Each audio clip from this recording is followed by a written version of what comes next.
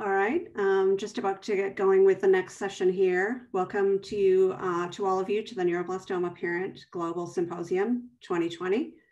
My name is Helen, and I'll be moderating this session, which is on the topic of bivalent vaccine studies. I'll be delivered today by Dr. Shaquille Modak, who is the attending pediatric oncologist and the acting chief of the neuroblastoma service at Memorial Sloan Kettering Cancer Center in New York. So before we get going, I just want to orient you guys to the bottom of the screen where there's a Q&A button. As you listen to the presentation, if some of your questions are not being answered, you can click on that and ask your question. And right at the end of the presentation, we'll go through some of those questions and see if we can get those answered. If the Q&A button is not popping up for you, then if you scroll kind of over with your cursor or tap on it, it should bring that up for you. And if you see a question there in the Q&A that you like, that is similar to your question, then if you tap it and give it a thumbs up, it does move that question higher in the queue. The question then we know is one that several people are interested in hearing about at the end. So I think that's it. So over to you, Dr. Modak. Great, thank you so much. And I'm really happy to be here, even though this is far from optimal. But in a way, I'm glad that perhaps more people can join in.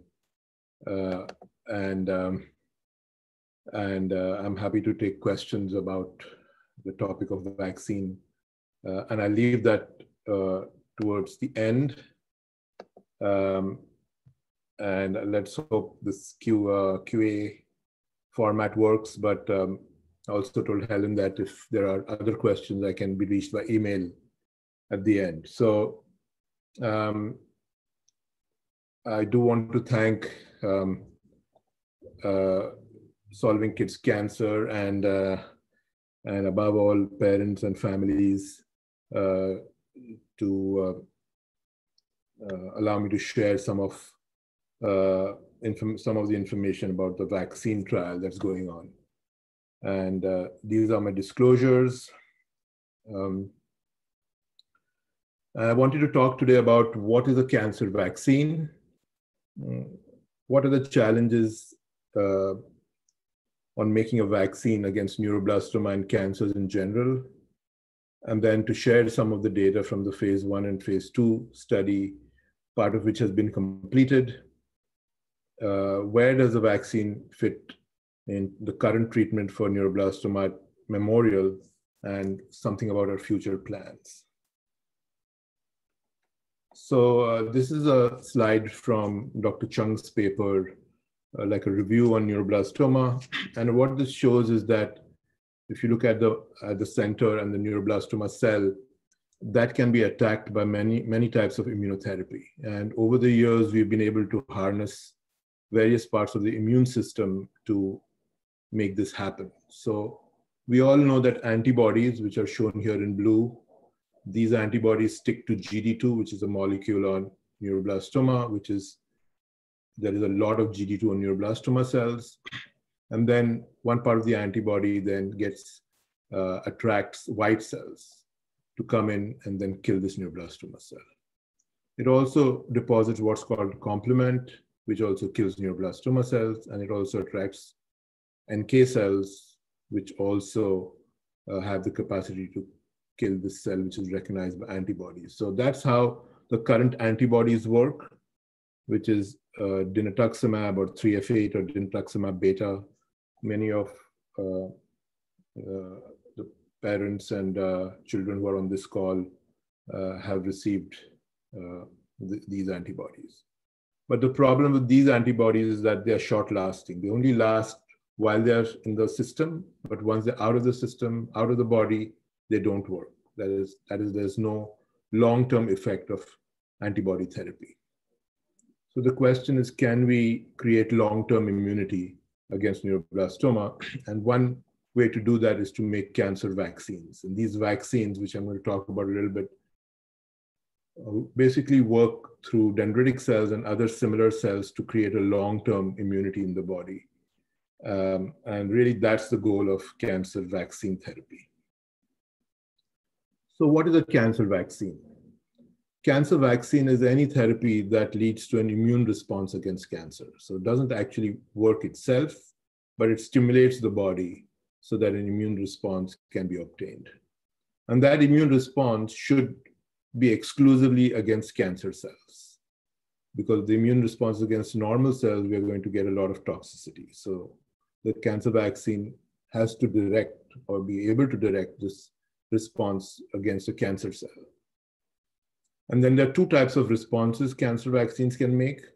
One is they can make antibodies within the body itself. So imagine a vaccine stimulating the production of endogenous 3F8 or dinutuximab. So these antibodies, we know that the vaccine, and I'm going to go into that a bit later, the vaccine can actually create this type of antibody within the body. And these antibodies can then be measured in the blood. And when we measure these antibodies in the blood, they're called titers, as some of you might have heard. Another way vaccine can lead to immunity is by harnessing or creating T cells that can attack neuroblastoma.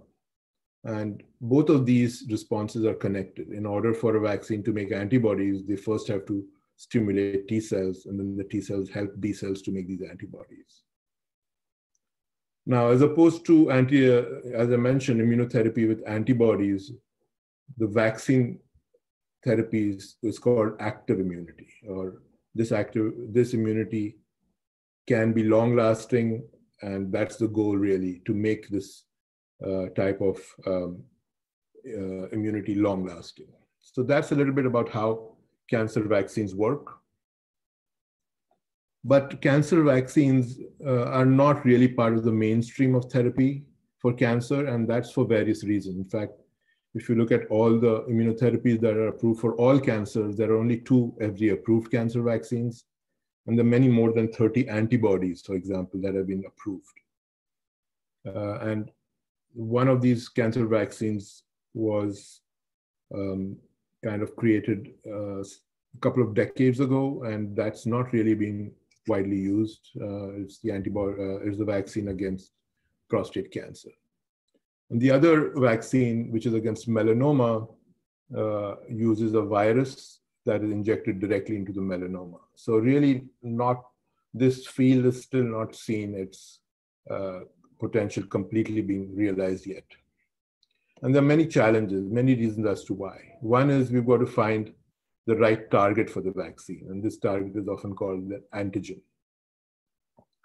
And when the body makes a vaccine, elicits an immune response, it has to only target the antigen and not normal tissue. So that's another challenge. Then the question is clinically, when should we use it? Should we use it at a time when there is very little disease or when there's a large amount of disease? And one of the problems with existing vaccine trials is that doctors and scientists and immunotherapists want to tackle very major problems, such as, for example, brain tumors, where there's a large amount of disease. And sometimes vaccines are introduced as possible therapies for this large amount of disease, a high burden disease. And in my view, at least, vaccines are not designed to take care of large burden disease. And that's one of the reasons why many vaccine trials have also failed. Then another challenge is that in children, stimulating an immune response is difficult. One is because many of the antigens that are there are also present on normal tissues.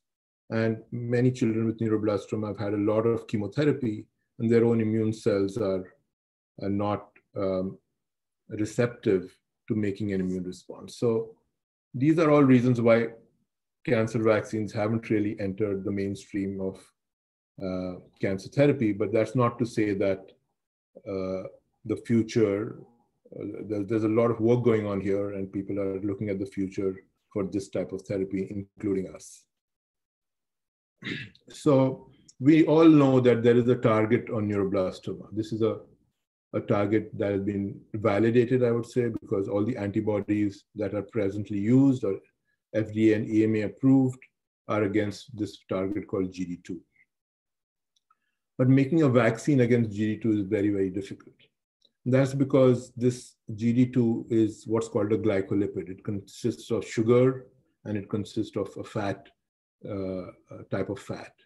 And our body has never been designed to make an immune response to these glycolipids.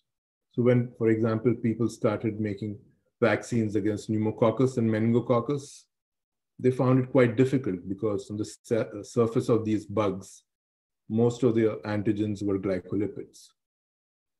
So they had to take adjuvants. They had to take substances that increase the immunogenicity of vaccines or increase the chances of the body making an immune response against vaccines. For example, in order to make a good vaccine against pneumococcus, they had to add an adjuvant called aluminum hydroxide.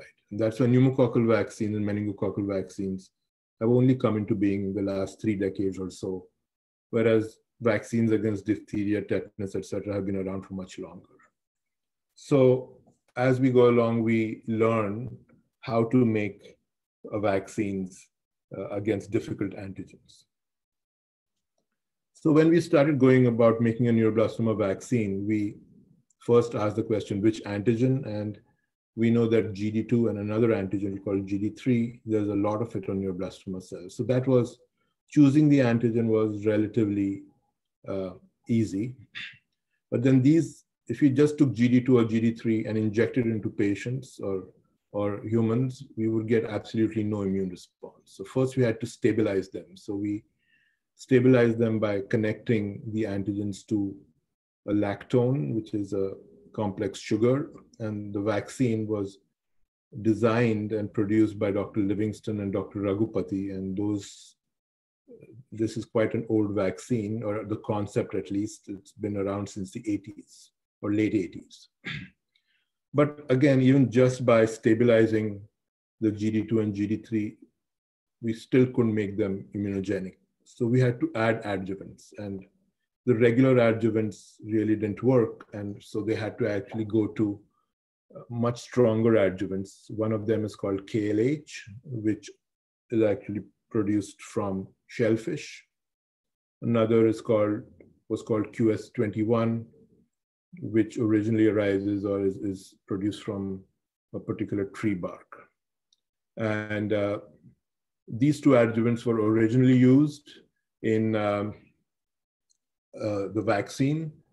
And then our own research involved a third adjuvant called beta-glucan. And I'm going to talk about that a little bit. And so this part of the vaccine was all made in the late 80s, early 90s. And then our own experiments, including my own experiments in the lab, we were looking at this agent called beta-glucan. And then finally, we ended up adding beta-glucan to this vaccine. And that's what the current vaccine against neuroblastoma consists of. In fact, we had used beta-glucan in combination with antibody. And we also found that this combination leads to anti-neuroblastoma effects. So how does beta-glucan work? On our white cells or neutrophils or macrophages, we have this receptor. It's called the CD18, CD11B receptor, and it consists of two sites. This one side is called the lectin site, the other side is called the I domain. That's just jargon. But what happens is that when an infection enters our bloodstream like a yeast, it has beta-glucan on the cell surface. And then that beta-glucan sticks to the lectin site.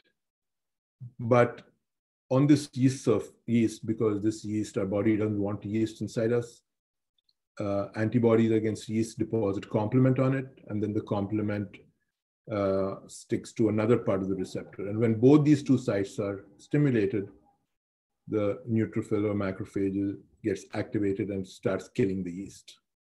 So what we thought is that if we have a tumor cell, and we know that 3F8 can easily deposit complement on it, that happened. We gave patients 3F8, but only one part of the receptor was stimulated. So we thought if we add beta-glucan, this part of the receptor can also be stimulated and lead to better cell killing. And that's indeed what we saw when we tested this hypothesis in animals and in a test tube. So therefore, our vaccine now consists of this GD2 and GD3. These are chemically conjugated to this adjuvant called KLH. And then this whole thing is mixed up with another adjuvant called OPT821. And then we give the third adjuvant, which is called beta-glucan. So that's what the vaccine consists of. And as many of you know, the vaccine is given weekly for 3 doses. Then 5 weeks later, there's a 4th dose. And then over the next 9 months, there are 3 more doses, approximately every 3 months apart. And the glucan is started after the 3rd dose. And that's the regimen. And initially, starting in 2009, I believe, we first did the phase 1 trial. Dr. Kushner was the PI or the principal investigator. And we treated 15 patients. And those 15 patients had relapse disease. After having relapse, they got some chemotherapy and they went back into remission. And this is what we call second remission. So we treated 15 patients. Some of them were in 3rd remission that had, or 4th remission even. They've had several relapses, but then gone back into remission. And we treated 15 patients. And even now, 10 years later, 13 of the 15 are alive and 12 of the 15 are alive without any disease. So we thought that this is quite intriguing and impressive, and we would not have predicted this. We also saw that none of these patients had any long-term side effects. So in 2012, I believe, we started increasing the number of patients. We started doing a phase 2 study, again in patients who had relapsed and then gone back into remission. And that's what I'm going to talk to you about in the next few minutes. So this first group of patients continues to do well. So in this phase 2 trial, we said, can we improve survival in patients who are in, or improve progression-free survival, that is, prevent recurrences or reduce the number of recurrences in patients who are in second remission or greater than second remission. That was the goal. The next goal was to get some more information on the toxicity, to look at the immune responses. And we basically used a similar regimen to the phase 1 trial, which I described before. And we measured antibody titers, that is endogenous antibody. And today I'm going to talk about the first 102 patients who were treated on this trial, and all of them had previous relapses. So about 2/3 of them had 1 relapse before, another 20% had 2 relapses, another about 10% had either 3 or more than 3 relapses. So this is a very high-risk group of patients who, by the textbook, the expectations would be that they would continue to relapse or even succumb to the disease. And all of these patients were stage 4. The only stage 3 patient we had was MYC amplified. And the time from their last relapse to the vaccine was about 1 year. So basically, patients relapsed, then they got chemotherapy, they went back into remission. Sometimes it took a very long time for them to get into remission. Many of them got antibody after getting into remission, and then they got vaccine. This number actually talks about all the patients who ever received anti-GD2 antibody. But a lot of patients, we did succeed in getting a lot of patients to remission, which is another point which I have to make here, because unless we get patients to remission, the vaccine will not be effective. At least we don't think it will be effective. But by the flip side is that because our data is quite interesting or impressive, I think we have to make every effort to get patients into remission. So the first thing I want to talk about is how safe is the vaccine? And I would say it's extremely safe. We treat all our patients outpatient, and we really don't see any major side effects except for fevers, which last for less than 48 hours, and sometimes impressive redness and inflammation at the site of injection of vaccine. We've had a few patients whose liver enzymes went up, but they were very transient. They went away without any treatment being administered. And there were a couple of patients who had an allergic reaction, but none of the patients we ended up stopping antibody for, stopping vaccine for. The Glucan also is quite well tolerated. One patient had hives, but the other 100 odd patients really didn't have any significant toxicities, mild nausea and mild diarrhea, which we could attribute to the Glucan. So bottom line is that the vaccine toxicities were minimal, very safe. And surprisingly, patients did not get any pain and did not get any nerve damage, which also we were worried about, because if antibodies are formed against GD2, we were worried that patient would get pain, just like patients who receive antibody therapy get pain. So now in this slide, I'm showing you the survival of these patients, of 102 patients. So if you look at 5-year survival, we see that about 73% of patients are still alive at 5 years. And this flies in the face of dogma, which would say that majority of, if not all patients who relapse are going to succumb to the disease in 5 years. So we think that this is quite an impressive record for this group of patients. However, not all, only about 33% of patients did not relapse at 5 years. So we still have a significant number of patients who relapse, but for reasons we don't quite understand, and there could be many reasons and speculation as to why, 70% of patients are still long-term survivors.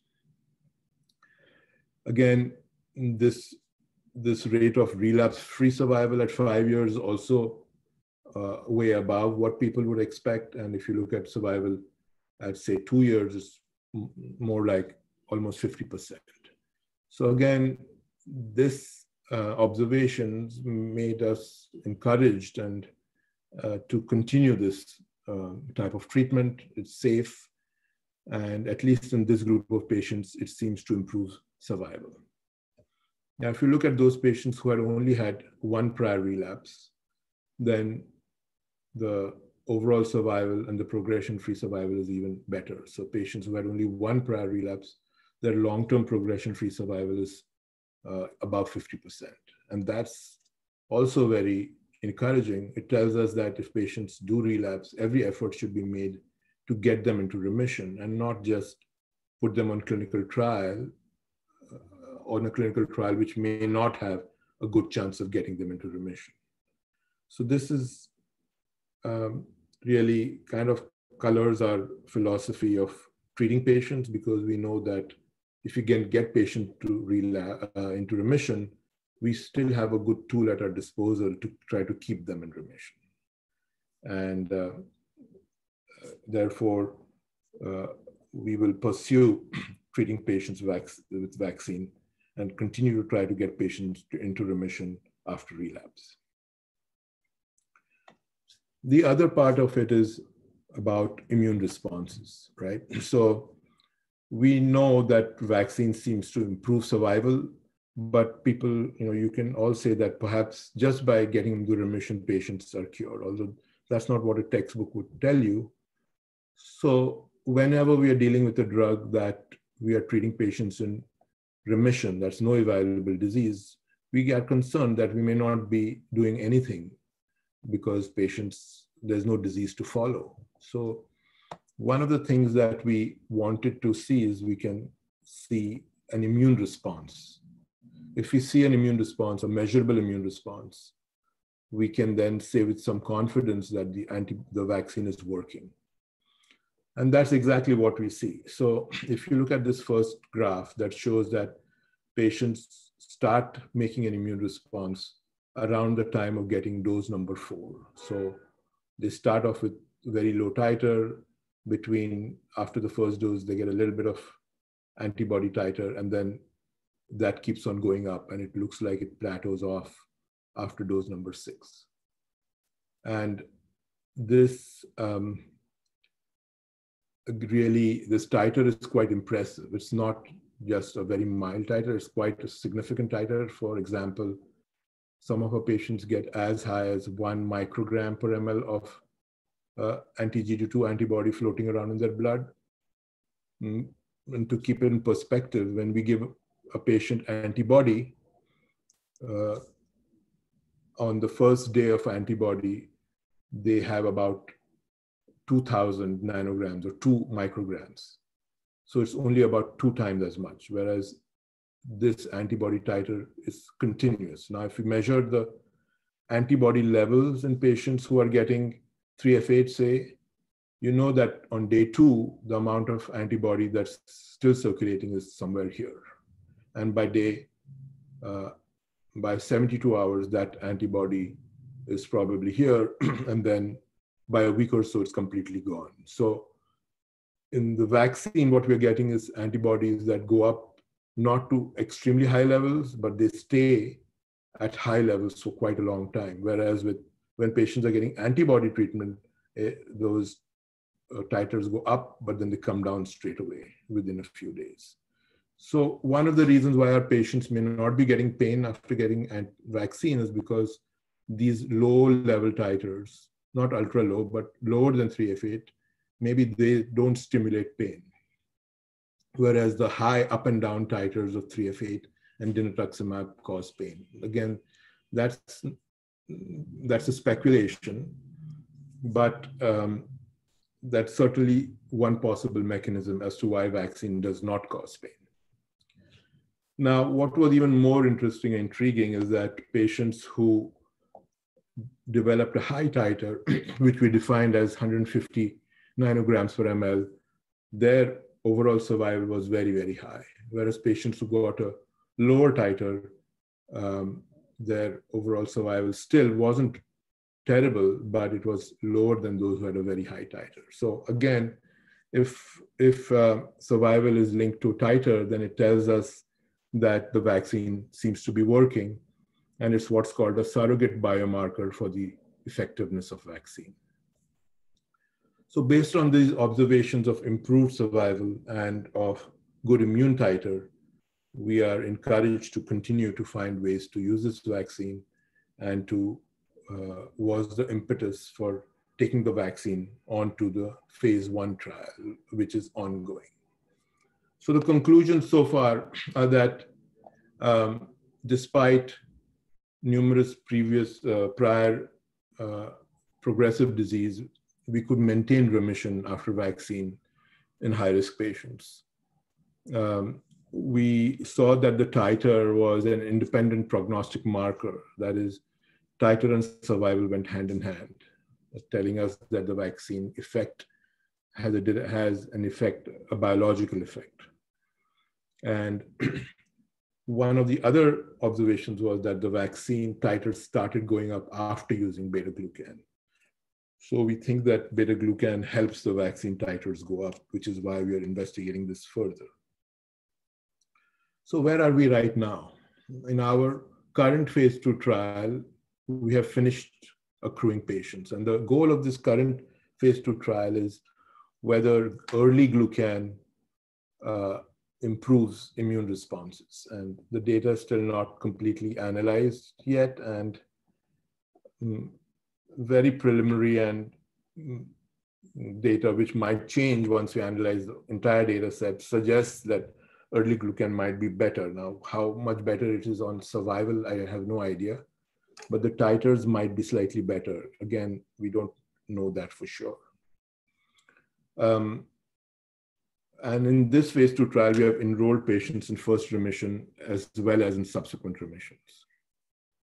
So patients are divided into two groups of patients. In the first group, the glucan starts after dose level 3. In the second group, the glucan starts after dose 1. Again, this will take another year or so to analyze and see if early glucan impacts titers. If so, at what point does it impact titers, and whether it impacts survival. All these questions are still unanswered. So where are we today? The phase 2 trial, this current phase 2 trial has been completed. More than 150 patients have been treated, but we are being allowed accrual to continue accruing on this trial until the next trial opens. And I'm going to talk about that a little bit. We also know that we did not see any further toxicity. We also saw that anti-GD2 titers, we continued to see good anti-GD2 titers, suggesting that that's not just a fluke. And we are now also looking at changes in the bacteria in the gut to see if they have any impact on titers and on survival.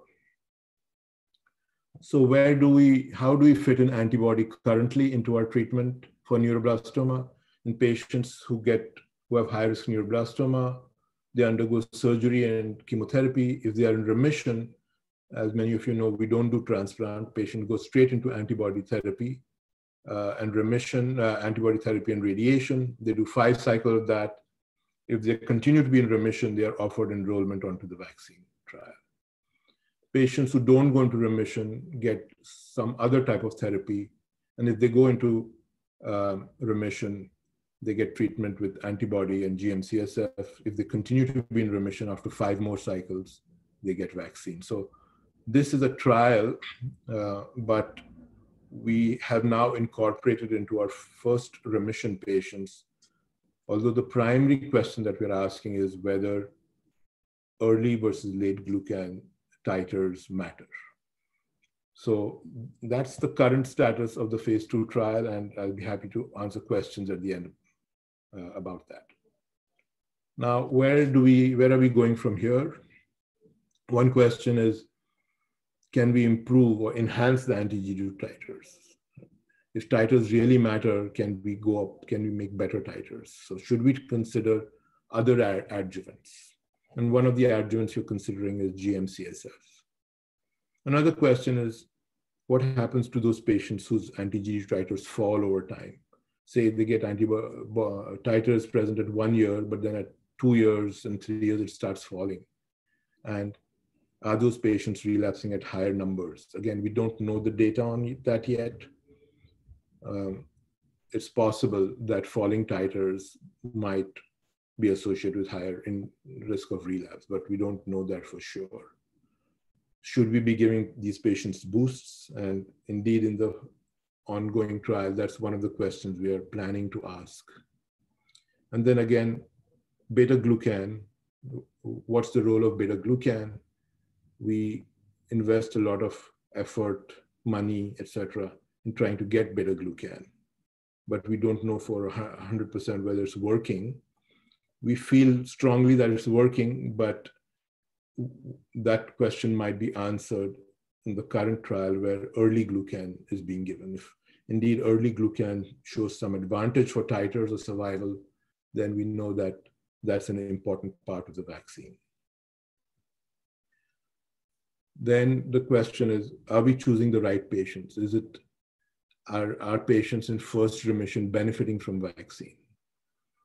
And that's indeed a very controversial area, I would say, because as many of you have heard, after patients finish antibody therapy, both at Memorial and all over the world, a patient who's gone through chemotherapy, surgery, transplant, remission, and antibody, and goes into remission and is on antibody and receives antibody and continues to be in remission, most people would say that the odds of being cured is at least 70%. So should we be treating these patients with vaccine?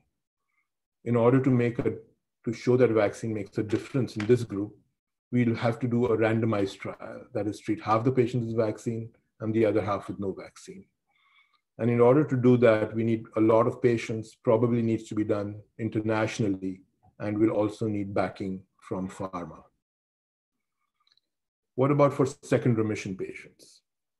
If a patient in second remission, are our data valid? We show that patients who relapse and then go back into remission, half of those patients in second remission are long-term survivors at 5 years at least. So maybe is this just peculiar to a single site, or whether it's can be observed by all centers? And again, this is also very important. I think a multi-center study really needs to be done for this group of patients as well. And again, that will also likely need pharma involvement. And then lastly, but something close to my heart is if the vaccine is really effective, we know that doing antibody therapy is very difficult in patients from the developing world. It needs a lot of resources and so on. But if vaccine really elicits titers and is effective, this should be made available to children around the world. I'd like to thank a lot of people who, it's a small snapshot of folks from our group, but this is a huge effort and a lot of, it's a big team, and I'm fortunate to be part of it. And if there's any questions, I'll be happy to take those. That was great. Thank you, Dr. Modak, for walking through all that. Lots of information, but lots of questions. So 17 questions, some of them longer than others. So, all right, let's just get through them. The first one is, can you say anything about the new trial that's going to open shortly at MSKK? Obviously, you talked a little bit about it. Can you say anything about timing? Yeah, so in terms of study design, it's I think those questions, we have come to a consensus about study design, which is going to be investigating the role of GM-CSF, also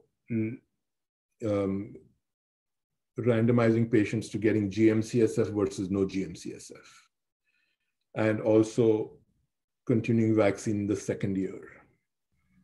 Now, the design maybe is one thing, but in implementing it might not be that straightforward, primarily because we will need some sort of pharma support to make Glucan, as well as make the vaccine available, as well as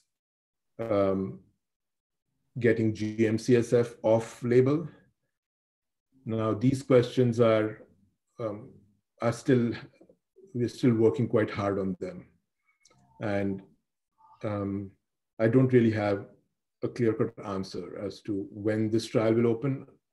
When we first thought earlier this year, anticipated it would be open early next year, but I'm pretty sure that's not going to happen because of all the things I mentioned, not because of issues with the design, but getting all the components of the vaccine. And I really can't say much more about that because there's a lot going on in terms of availability of all of these things, and it's really up in flux. It's a moving target today. Okay, yeah, I think that's a good answer.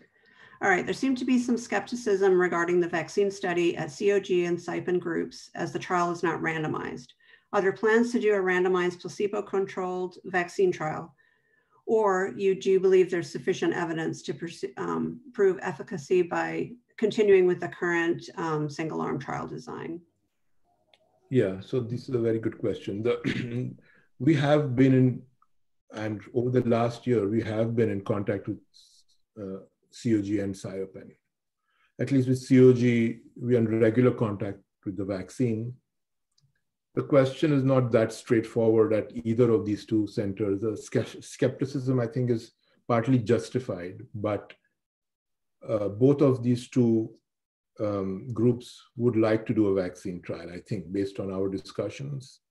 And I think where to do the vaccine trial under the supervision of COG and SIPEN is a question, because COG currently is conducting a trial where they have a fixed way of treating patients with MIBG therapy, et cetera, and those patients will not be eligible to get enter another trial at the end. So that's a question that COG has to answer for themselves as to when. I think it'd be easier for an international trial in patients in second remission rather than first remission.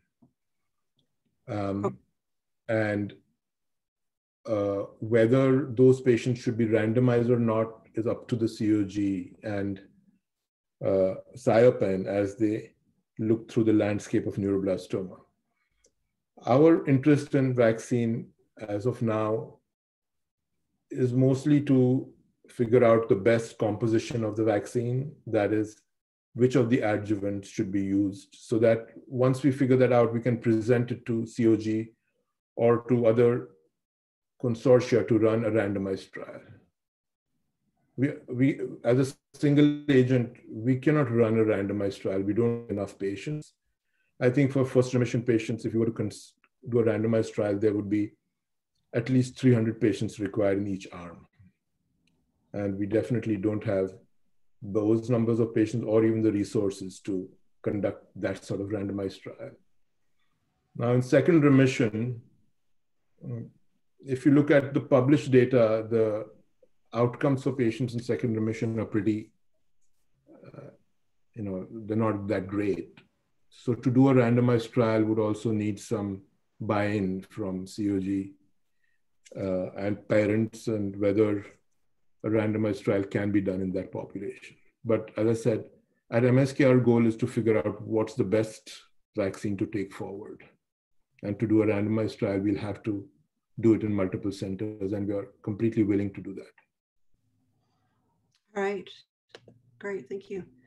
The next one, the vaccine trial results from the maintenance trial for patients in first remission. I think you touched on this in your presentation, but when do you think you might have those results? Again, for the first remission patients, the question that we're asking is about Glucan, right? Early versus late Glucan. And that trial will be completed. But because first remission patients are not being randomized, I don't know what we can make of the information for that group of patients, because the study design wasn't asking the question whether that first remission patients' outcomes are improved. The study design will only tell you about the Glucan, early versus late Glucan. So we could look at the data and see what it all means, but even patients in first remission on that group have all had a lot of different types of treatment coming into prior to achieving first remission. So it might be a very difficult group to analyze. And again, for first remission patients, I would not accept any data, good or bad, as proof that the vaccine works or doesn't, because that requires a randomized trial. Okay, okay. All right, I'm getting a question actually here, a note here, if you could stop sharing your screen so that people can see your image a little better, if you can do that. Sorry, yeah, let me. That's no problem. Yeah. The next one is a question. It's kind of long and written. It sounds like it's talking about families, international families who are coming to access a vaccine trial, and obviously cost them a lot of money to be able to get to New York for that treatment. I think the question is here about whether there's an option to have some of the treatment itself, the cost of the treatment itself. It doesn't sound like they're talking about travel, but the treatment itself covered as part of the trial design, with the trial sponsor actually covering that, since there isn't, really for first remission kids and particularly there isn't really the evidence yet there whether it makes a difference. Yeah, I mean, this is something I really feel not that great about, because we have quite a few patients coming from abroad, and I can see all the stress they're going through and all the moving heaven and earth to come. And I feel, are we doing the right thing by keeping the trial open, right? But also the flip side is that none of these trials are associated with any pharma support, right? So even to make the vaccine, we've got to fundraise, and That's millions of dollars of fundraising.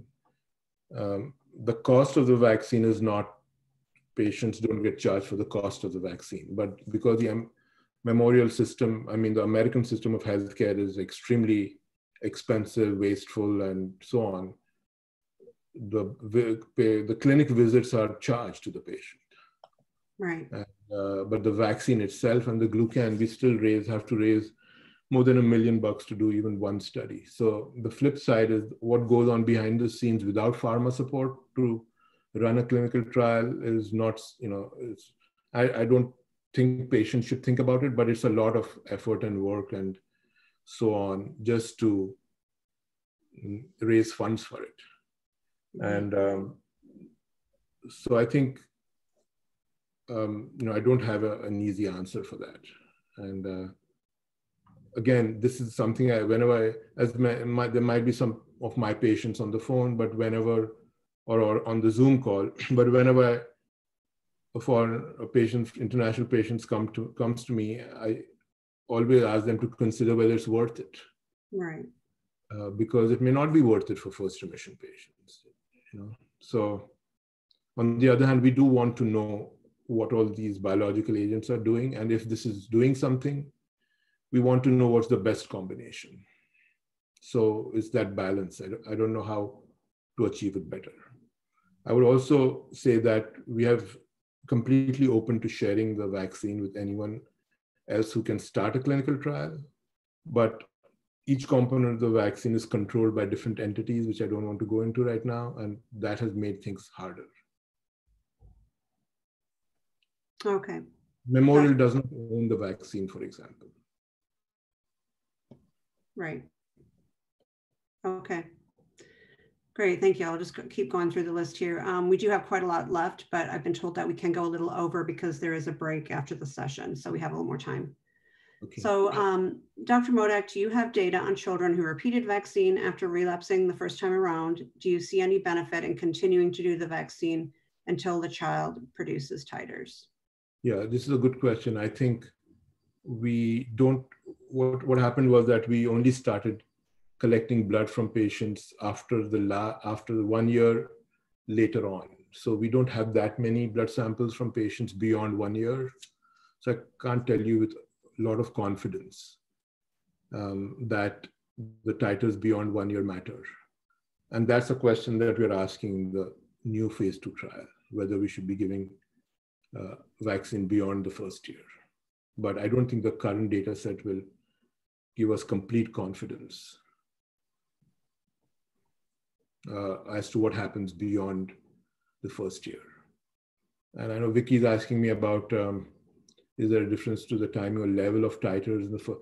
I think this question is about first versus second CR. I think it's really the disease rather than the patient that's dictating it. Once a patient relapses, that disease becomes much more resistant to everything we throw at it. So I doubt the titers will matter, but we'll be able to answer that question in about 6 months from now, I think. Okay. Dr. Modak, if there are sadly patients who relapse while receiving the vaccine, is it always the case that those patients would need to restart the vaccine from the beginning again once they're back in remission? The current protocol allows us to, if patients only need radiation or surgery to take care of the relapse, they can go back onto the vaccine. But if they need chemotherapy, then unfortunately they've got to restart the vaccine. And whether that's good or bad also, I don't know. We've had several patients who did not have titers the first time around, but had titers the second time around. Again, the new trial is likely to extend that to 2 years, and then that might be of benefit. Right. All right. Is there any news on when the vaccine trial for kids? Yeah, unfortunately, as I said in the beginning, I don't know the answer to that. You don't have, too many things. The protocol is written and it's out of our hands. Yeah, you wish you could start it. Yeah, we wish we could start it, but real life is different, I think. It's complicated, yeah. All right, can you comment on the M positive patients who went on the vaccine? Since they seem to relapse earlier, is it possible there's a difference between these groups? Yeah, I think the vaccine, for MYC amplified patients, it's not only the vaccine that's important. I don't know whether vaccine does anything or not, but MYC amplified patients, in my experience, either relapse early on or they never relapse. So as I showed you in my slide, we did not have that many MYC amplified patients in the second remission group. That's because patients with MYC amplified disease in the modern era, I suspect they have at least no worse of prognosis. Possibly might be even a better prognosis because they respond so well to chemotherapy. So either they relapse or they don't relapse. And patients who, in the second remission group of patients, we see, we had 80% non-MYC amplified or even higher. That's because most MYC amplified patients, if they relapse, they almost never get into second remission, unfortunately. Okay. Next one, is there any reason? That's a very good question, whether this vaccine should actually be therapeutic for measurable disease. Right, exactly. All vaccine trials thus far in the whole world have not been effective in patients with bulky disease. And even with 3F8, we don't see responses. Only now we've started seeing responses in patients with bulky disease. But in both the COG and us, for soft tissue disease, we all add chemotherapy to 3F8. So these vaccine titers for soft tissue disease are not likely to be effective based on experience with antibody therapy. However, for bony disease, they might be effective. We haven't had the guts to test it in that setting, mostly because we have other options for patients who have recurrent bony disease. For example, chemoimmunotherapy response rates are more than 40%. But that's certainly a question we've asked ourselves a lot. And I think eventually you're going to ask that and look at this group of patients. Okay. Yeah. What percentage of kids are only making low titers by the end of the trial? And is this percentage similar to kids who don't make titers to childhood vaccines, for example? That's also, I don't know the answer to that because we didn't have the wherewithal to measure titers against childhood vaccines. That was not part of the trial. We do measure vaccines, titers to childhood vaccines sporadically, but we don't do it regularly. And that's something we should. Many vaccines actually use diphtheria. Some cancer vaccines have started using diphtheria vaccine as part of the cancer vaccine. And that's because these might be going hand in hand. So I think we've got to definitely look at it. And one easy way is to look at the flu titers because flu is so prevalent and everybody gets the flu vaccine. And we have been starting to measure that. Patients who get the vaccine also getting the flu vaccine and do the amount titers against flu as well as, but we don't have the answer to that. So you haven't looked at like the big picture, like what percent of it as a percentage of the trial? We don't have this data because we never measured. Right, but even just, okay. Yeah, all right, I see what you're saying. Can you please comment on censored data on the progression-free and overall survival slides, explain the overlapping confidence intervals for the curves, and what are your expectations on how the results will look when later analysis is complete? I didn't think that those curves on the OS were overlapping a whole lot.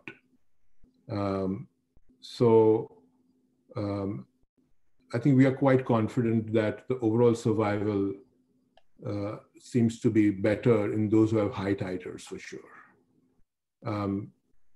This trial is actually over. This trial, which I showed you, is complete, accrual is complete, and the curves you saw are almost similar, almost identical to the ones that will be published in the paper, and the questioner can also look at that paper when it's going to come out in a couple of weeks, I expect, and then I'm happy to get an email if there are follow-up questions after that. Okay. I feel like maybe you've answered this one, but children that are in remission have had the vaccine, what percentage are still in remission? Doesn't say. In second remission, I showed you that Right. 30% are in remission at 5 years, or 33% Right, in yeah. remission at 5 Okay. years. First remission, I don't have the data yet. Right. Okay. What are the reasons why kids are not making titers despite several vaccine doses, and what can be done to improve the results? Yeah, that's exactly the question we're answering. Should we use Glucan early? Should we add GM-CSF? Should we give more vaccines? So those are the questions that we're asking. Okay. Is there any data on how many relapse patients successfully get back into remission? I.e., do 30% of relapse patients get back in remission more or less? Every relapse patient is different. I would say my experience in the modern era is that more than close to 50% of our patients might be getting back into remission, but that group is very heterogeneous. I'm talking about first relapse. I would say at least half of our patients, if not more, in first relapse will get back into remission. And in the modern era, we are seeing far fewer relapses that are explosive. Most relapses occur in a single site, and we can get on top of that. That's why the push towards getting those patients into remission, because now we have options for those patients, antibody plus vaccine or vaccine alone. So that's something I'm quite keen about, that we should all make an effort to get patients into remission. Okay. Last three. What are the results with children that have relapsed multiple times, 4 times is in the question? Is there improved survival in those children? And that's not peculiar to vaccine. I would say that in general, I think more and more patients are surviving longer and longer. Mm-hmm. And because, as I said, relapses are often manageable. Sometimes relapses are single bony sites that can, even if they don't respond to chemotherapy, might respond to radiation. And that's why I think there's no blanket answer to a question whether any child who relapses should not be treated, because it all depends on the type of relapse and so on. So I would say that overall survival has really improved, not only with us, but other centers around the world. And that's because better chemotherapy and better antibody and safer radiation. Right. Thank goodness for that. Can you talk to any international collaborations to answer the planned questions you have for the future challenges? So, I mean, if you really go granular, in a granular way, we need pharma support for vaccine, we need pharma support for Glucan, and we need pharma and international buy-in to decide what is the best type of trial to run, whether it should be randomized or not randomized. So these are the open questions, and we're working on all of this. But as of now, we don't have the answers to that. And I'm open to, any questions or ideas about how this could be achieved. Okay. What percentage of children, with multiple relapses prior to starting vaccine relapse while on vaccine? What percentage relapse within a year of vaccine? I would say quite a high percentage. Again, I don't know. I'll have to go back to my curve and see. I think for second remission patients, that is not multiply relapse patients, I think there was 30% of patients relapsed within the first year. But for multiply relapse patients, that number is higher. Okay. Yes, we are thinking about giving a boost. Yeah. Yep. So this question is saying, would you even do it like 5 years later? Or, I mean, right now, I think you're only talking about the 2 years. We're thinking of the new trial will likely have one boost a year every year. Okay. All right. And last one, Dr. Modak, in relation to mild residual disease, can children be enrolled with one hotspot? Depends on what hotspot that is and if it is PET positive or PET negative. But I can, if that question is about a specific scenario, I'm happy to take it by email. That sounds great. Gosh, we got through them. That was amazing. Well, thank you so much for all this information. Both. Thank you for everyone who attended, and Helen, I thank you. Yes, you're welcome. SPC group, they really doing a lot for kids around the world, and I hope we can keep going. Yes, thank you so much for your time today. And we have to finish up this session, but it looks like there is one more left, the general Q&A panel session. So if any of you want to watch that, you can head over to the Watch Live page. Thank you, and have a great day. Bye-bye. Bye-bye.